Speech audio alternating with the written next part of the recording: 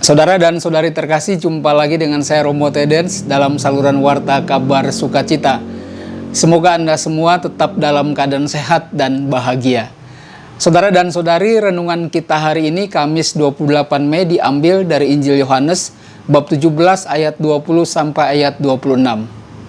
Injil Yohanes bab 17 secara menyeluruh merupakan doa Yesus. Setelah doa ini selesai, Yesus dan bersama murid-muridnya pergi ke seberang sungai Kidron. Dan di sana ada satu taman dan mereka masuk ke taman itu. Di dalam Injil lain, taman itu disebut dengan Taman Getsemani. Saudara dan saudari terkasih, sebuah pertanyaan yang muncul adalah mengapa Yesus berdoa. Dalam Injil Yohanes, Yesus berdoa untuk menegaskan persatuan atau hubungan yang satu dan erat antara Yesus dan Bapa.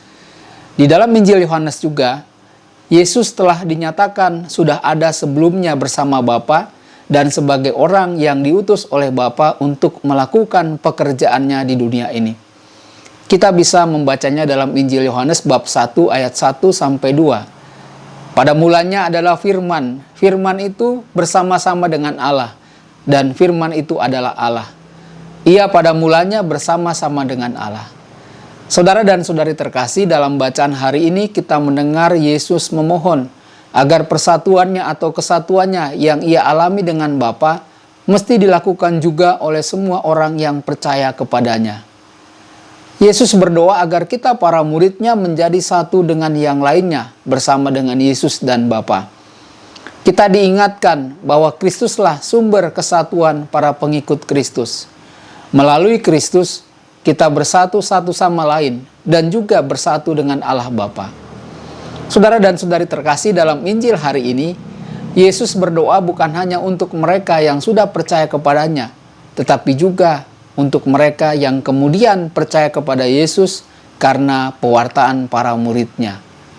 Yesus berdoa agar kasih Bapa yang ada dalam diri Yesus ada juga dalam diri semua orang yang percaya kepadanya. Saudara dan saudari terkasih, Firman Tuhan hari ini membantu kepada kita semua pengikut Yesus di dunia ini, bahwa Yesus berdoa juga untuk kita semua, untuk saya dan Anda semuanya.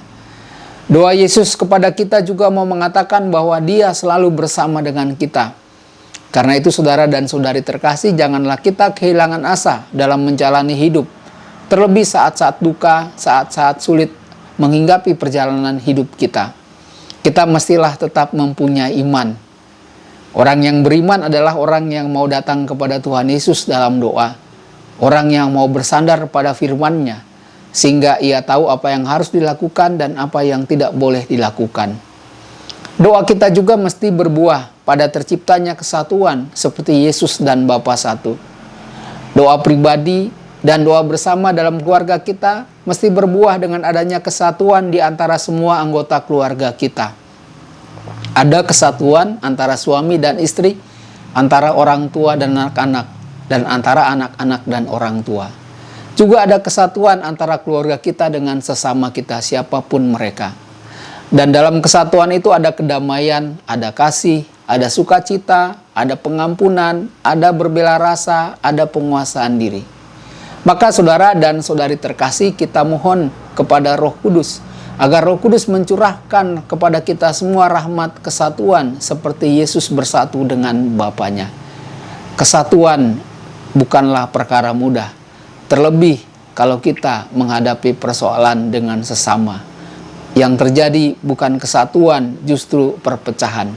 Maka Roh Kudus kita mohon agar kita semua memiliki rahmat kesatuan, sehingga kita bisa menjaga kedamaian satu dengan yang lain. Kita mewujudkan kasih satu dengan yang lain. Bahkan dalam kasih itu, kemudian kita mau mempunyai semangat solider berbagi kasih dengan siapapun, terlebih mereka yang menderita.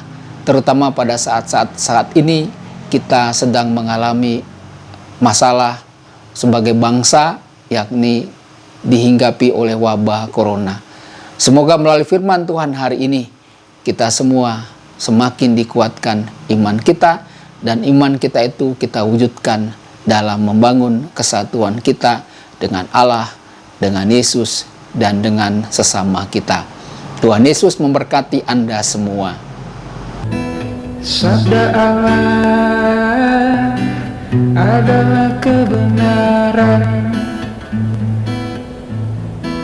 Sabda Allah adalah kehidupan. Mari kita mencintainya, mari kita menghayatinya. Ya Tuhan yang ku muliakan, sabdamu angkat resahku.